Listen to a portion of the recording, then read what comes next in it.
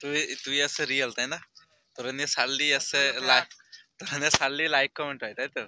আসসালামু আলাইকুম। আজকে মাঠ থেকে যাওয়ার পথে আজকে আমার চাচা ভাই সে দেখা, ঠিক আছে, ও ওর খেতে আছে, ও জাল তুলতেছে। ওর সাথে একটু মোলাকাত করে আসি। চলে যাচ্ছিলাম, ও ডাইকে নিয়ে আসলে ওর বিখ্যাত জাল গাছ দেখানোর জন্য, ঠিক আছে। জাল গাছের সাইজ দেখেন, পুরা বট গাছের মতো, ঠিক আছে। জাল গাছে যেমন জাল ধরছেও তেমন, ঠিক আছে।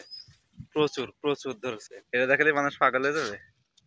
ভাই স্যার দেখি কি আছে। ও ভাই, আসলেই তো তো সিম ধরেই গেছে অলরেডি। একটা টালে প্রচুর পরিমাণ সিমের ফুল আসছে। 15 দিন পরে নাকি সমস্ত টালে এইভাবে ফুল চলে আসবে। এই যে বট গাছের মতো গাছে মাত্র দর আসতেছে, তাই ও তুলাই গেছে। আমি তো ভাবলাম যে দর আসতেছে। এটা কি বিষ রাখিস? তো বিশাল জাল, প্রচুর, সাইজও তো ভালো। কই জালের অবস্থা দেখেছেন কি পরিমাণ জাল আজকে।